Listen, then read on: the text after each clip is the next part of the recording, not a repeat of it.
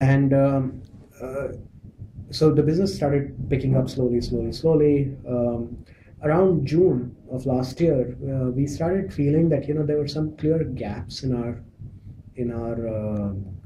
team for Snapdeal, Mm-hmm. and we thought that there will be a good opportunity to work with another company potentially in this space who had been in it for a while, and who we could partner with to build a much more successful business that we could probably build ourselves. Right. Right. That's when we met the team at GrabOn, Mm-hmm. and I think they're just absolutely amazing. They're an amazing team. I mean, um, I think that was the one of the biggest turning points for our business, right? Us being able to work with such a smart team Yeah. of Tony, Sandeep, Jackson, and Bala, who were taking care of different parts of their business, because our teams complemented each other really well. So we decided to work together, I think in July 2010. Yeah. And I think there was no looking back after that for the business. Within 60 days, in September, we saw a huge inflection point in our business. Right, our traffic just shot through the roof. Our sales started going up. We hadn't launched any new cities. We hadn't spent more on advertising. I think as a company, we started doing things, or as a service, Snapdeal, we started doing things in a much better structured manner. Right. And I think that played a very key role. Interesting. And each one of us, assumed very key roles in terms of, it was almost, I often think of our business, so we are actually 300 people, right? I actually sometimes think of our company as that movie 300. So we have these like constant waves of attacks that keep coming all the time, right? And then we have these really sharp, strong people that we are always applying our minds and thinking ahead as a team, that what is it that we need to do 6 months hence, Yeah. that will ensure that we stay on top of the market, right? And I think that's what, as a team, we've been able to accomplish, always staying about 6 months ahead of the market, right? And so around September, October, things started picking up really fast. Wherein I remember back in when we started Feb, March, Rohit and I, when we were doing our doodles on the whiteboard about business plan, etc., that how much money can this actually make? How much money do Yeah. we need to put in? Our estimate was we should be able to sell 100 deals a day, and that would be a great business, right? And right now, for sometimes single merchant, we can sell north of 6,000, 7,000 deals for a single merchant. So one of the merchants, Big Shoe Bazaar, .com, popular Yeah. site, selling shoes, apparel, etc. I think we sold something like 6,000 deals for them. For another service called Car Nation, which Right. is Jagdish Khattar's venture for car Yeah. servicing, sold over 5,000 deals for them. Right, so if we can generate those kind of volumes now for single merchants in a span of 48 hours, then you have something that has Yeah. solid value, enterprise value as a platform. And I think one thing that our team's probably done well, and as a result, we probably haven't moved even as fast as we would like to, is that we experiment a lot. Mm-hmm. Experiment just an insane amount, and we go wrong many times also, but that's okay. And I think one thing that works for us is that we are okay with failing, making small failures along the way. Right. And I think that is very critical to any company's DNA, and that only comes when you have an inner sense of security. Exactly. Yeah. It's okay if it fails. Yeah. Things will not go to zero because one marketing campaign fails or one UI design fails, right? Yeah. And we will make more mistakes like this one in the future also. I think that has played a very key role in growing this business. So, talking about say Groupon's entry in India, so what's your take? I think that might lead to consolidation in this space, and what's your take on the entire deal of Groupon acquiring SoSasta and entering into Indian market? I think it's an interesting move, right? I often say that in India, most of these businesses are offline businesses with technology enablement. Yeah. Right? Our sales process here is very different from the sales process that the group buying model actually has across the world. right? Yeah. Which is typically on the phone. Exactly. Our model is very offline. I can't imagine a single deal closing on the phone, right? For that, you need an offline sales force. For that, you need to hire the right people. For that, you need to interview the right people. For that, you need to have the right processes to actually thread your teams together, structure. It's very different, right? And also, we know that in India, it's hard to motivate people to spend a long time with your company. Right. So we've been fortunate in that way by virtue of the, I guess, policies we have, practices we have, the way, the inclusive culture we have. So our company has like less than 5% attrition for that very reason. And I think other larger international players coming into India, to us is the most encouraging thing that could have happened to this space, because it suddenly put India on the global map. It is a market for coupons, and I won't say only group buying, but just couponing in general. In couponing in the US is about an $8.5 billion industry. In India, when we started, it was absolutely zero. Right. There's no. Imagine what we had to tell our parents, right? I mean, we are starting a couponing company. They're like, "What is that?"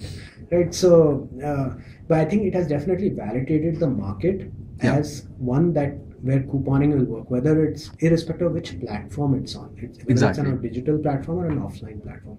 That there is an intrinsic need of retailers to get more customers. That's what it validates to us for the most part. How the model pans out is something that the entrepreneurs and the companies have to figure out here. Right. And that's really where the clear separation of leaders and followers will be made. Right. So, for instance, in India, we've modified the model significantly. Whether it's from a pricing standpoint, we take an option pricing strategy. We do a number of things very differently. We have more than one deal per day, etc., right? And we have a lot of different things we do on the back end also with our subscribers, right? And that has worked for us. It may not work for someone else in that space, and it may not work in any other country also. But we care about India.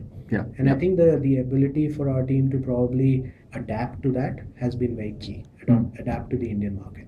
But we welcome all international players. I think there will be more who will come, and I think it will only further create the market. And don't you think there's a bit of hype in the e-commerce space in India? Suddenly you see so many investments, so many fundings being announced, and you still have the same issues of basic infrastructure issues, like even basic stuff like payment gateways. So, yeah, absolutely. So and as a result, there will again be two types of companies that will come out of this. One that will crip, and one that will make hay while the sun shines. So there are ways around solving the payment gateway issues. There are ways solving, not easy ways, mind you. I mean, none of the solutions are easy. Otherwise, they would have been done by everyone, and then we won't have this problem. Exactly. The solutions are very hard and take a lot of time, and sometimes take money, people, etc. But these solutions can be found. So it's really a subject. It's a matter of your conviction, effort, capital, intelligence, persistence that will enable you to solve these problems. But there is a lot of hype around e-commerce, no doubt. But I actually tend to see the market always, what is it going to look like in texture, let's say 2 to 3 years hence. Right. I actually feel that we are currently in India in a stage which was very similar to the 97-98 of the US. Right?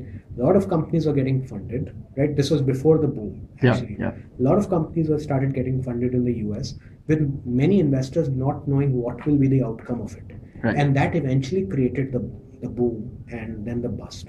But the fortunate thing that came out of it was there were some good companies run by good people who actually built really solid businesses like eBay, Amazon, etc. Right? Who have then been market leaders and category definers. I think we are going to see the same here. A lot of companies will get funded. Some will make it out, some will not. But either which way, one great thing for consumers and entrepreneurs who play their cards right, and for investors, of course, is that there will be a very strong market, and we'll see many billion-dollar businesses coming out of India in the next 5 to 10 years. Yep. So 26th January is around the corner. So what next are you guys launching? I probably need to take a vacation first, and I think that's something. But we have something lined up. It's just I think it's reaching a point where it's probably not prudent for us to launch so many products. Right. But I think it's just, you don't want to fight what is natural also, right? It's a very natural desire of our company and our team to keep thinking ahead and thinking about, there's this need in the market, right? And we can solve it. You don't want to chase everything, but sometimes some of those are worth chasing. And I think there's one opportunity which we like, which we are currently, so in February you'll see it happen. Okay. So what next otherwise? What next for Jasper's? So Jasper, we are not building a group buying company. Right. I think something I mentioned very often, a lot of people have learned more about our company because of Snapdeal, and because Snapdeal's done well and scaled fast and has a lot of consumer visibility. We are excited by the marketing space, right? We are excited by the marketing promotion space, whether that's couponing, whether that's sampling, etc., etc. And we will continue to build more platforms, more marketing platforms for distribution of coupons, samples, essentially to drive the right customer to the right merchant. In our view, retailers and brands broadly have three needs: branding, customer acquisition, and customer loyalty. Right. If we can, most of our solutions as a business are currently focused on customer acquisition because it's mostly around couponing, etc. We see ourselves moving into the other two also.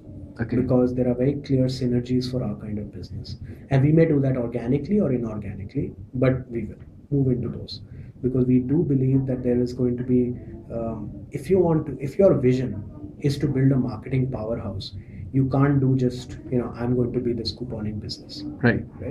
Our goal is to build a marketing powerhouse in India because traditionally, marketing companies in India have been run as agency businesses. Exactly. Right? People have not built platforms to do marketing. And I think that's fundamentally the thing that we've really innovated on, and probably our contribution to the marketing space in India in a very small way. But hopefully that small way turns into a big way into the future. Yeah, we certainly hope so, and wish you all the best for the 26th January venture. Thanks. So thanks, Kunal. Thanks for your time. Thank you. Thanks.